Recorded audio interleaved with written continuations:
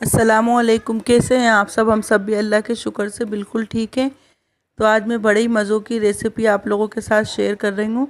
ये बिल्कुल सिंपल सा सालन है, पर मेरे घर में हमेशा से बनता है। ये चिकन का सालन है, शोरबे वाला। तो ये नवेद को भी ज़्यादा पसंद है, क्योंकि वो रोटी वगैरह मल के खाना ज़्यादा पसंद करता है, तो उसे शोरबे वाली सालन ज़्यादातर पसंद है। कभी जैसे मैं सूखा सालन बना लेती हूँ चिकन वगैरह का, तो उसको बोलता है मुझे रोटी मल के खानी है। तो इसलिए मैं कोशिश करती हूँ ज़्यादातर शोरबे वाला बनाऊँ, क्योंकि या तो फिर वो चावल से खाएगा या फिर ना उसे रोटी मल के खाना है। तो इसके लिए मैंने पहले तेल डाला है भगोने में, और फिर उसके बाद प्याज डाल दिए पीस के, और फिर अदरक लहसुन का पेस्ट डाल दिया। तो वो भी मेरे पास ख़त्म हो गया था, तो मैंने बाज़ार का पिसा हुआ रेडीमेड वाला डाला है, पाउच में जो आता है। घर का मेरा ख़त्म हो गया और अब छीलना है। तो आजकल गर्मी इतनी ज़्यादा पड़ रही है, और मैं कूलर की हवा में जैसे बैठते हैं तो लहसुन वगैरह छीलते हैं, तो उसका पूरा छिलका वगैरह है ना कमरे में फैल जाता है, इसलिए मैंने अभी छीला भी नहीं है। अब किसी दिन फुर्सत में बैठ के छीलूँगी। अच्छा, जब प्याज हमारी थोड़ी सी हल्की हल्की सी भुन जाए, तो उसमें फिर मैं ना पिसी मिर्ची, हल्दी, धनिया ये सब डाल दूँगी। और साथ में जब चिकन डालूँगी तो चिकन मसाला डालूँगी, जो गरम मसाला घर का पिसा हुआ होता है वो मैं नहीं डालूँगी। चिकन में मैं नहीं डालती, क्योंकि फिर वो एक ही चीज़ में वही गरम मसाले, वही बिरयानी में वही हर चीज़ में डालो तो थोड़ा चीज़ का टेस्ट एक जैसा ही लगता है, इसलिए।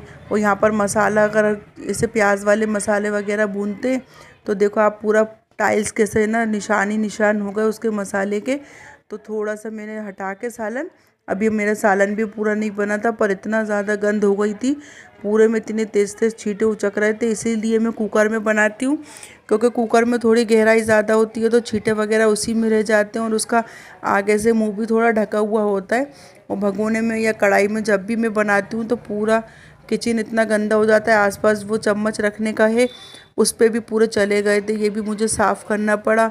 और साथ में टाइल्स पे पूरे पे दीवार के जो टाइल्स हैं उस पे, ज़मीन पे, गैस पे पूरे में फैल गए थे। जब हमारा मसाला अच्छी तरीके से भुन जाएगा, तो अब मैं इसमें चिकन डाल दूँगी। और इतनी मतलब देर हो गई थी मुझे चिकन लेने के लिए, नवेद था नहीं घर पे, खेलने चला गया था, तो चिकन वगैरह था भी नहीं घर पे।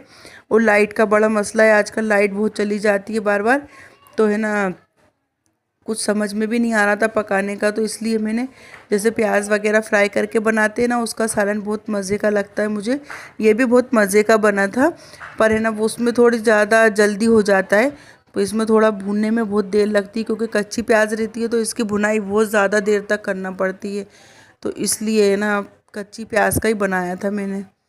पहले तो वैसे भी यही वाले सालन चलते थे कि है ना प्याज वगैरह पीस लिया और सालन बना लिया भून के, लेकिन मुझे उसमें ज़्यादा आसानी लगती है, क्योंकि उसमें ज़्यादा भुनाई करने की ज़रूरत नहीं पड़ती। प्याज फ्राई करके फिर उसमें टमाटर वगैरह डाल के, पानी डाल के पका के वो पीसते हैं, तो उसमें भुनाई ज़्यादा नहीं करना पड़ती है, इसमें भुनाई करना पड़ती है।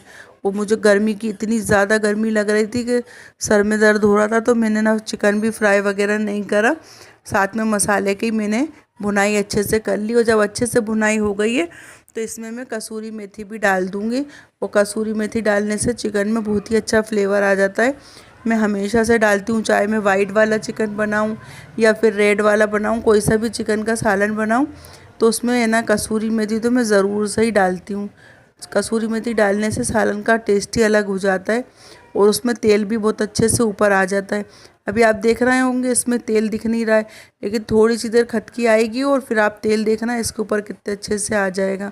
और मैंने ज़्यादा सिंपल तरीके से बनाया है, कुछ भी तामझाम नहीं करा, बस सालन बहुत मज़े का बना था। और इसके साथ मैंने चावल भी बनाए थे और रोटी भी थी, क्योंकि शाम के टाइम आपको तो पता ही है चावल तो ज़रूर से ही बनाती हूँ मैं। नवेद को मुझे चावल ज़रूर खाना पसंद है रात के टाइम, तो इसलिए चावल भी बनाए थे। अब जब हमारा सालन, चिकन वगैरह सब अच्छे से भुन गया, तो अब इसमें मैं शोरबा लगा दूँगी अपने हिसाब से जितना हमें चाहिए, और 10 मिनट उसको और पका लूँगी, क्योंकि है ना थोड़ा बहुत जो कसर होगी चिकन में वो भी गल जाएगा, और अच्छे से ना सालन भी पक जाएगा। फिर हमारा ये मज़ेदार सा सालन बनकर तैयार हो जाएगा। अभी मैं दिखाऊंगी आपको, इसको देखना इतना अच्छा इसका कलर वगैरह इतने अच्छे से आ जाएगा। ये देखिए बनकर तैयार हो गया है, अब हम लोग खाने के लिए निकालना है। ये बहुत ही मज़े का बना था, सिंपल और आसान तरीके से। एक बार आप लोग ज़रूर ट्राई करिएगा।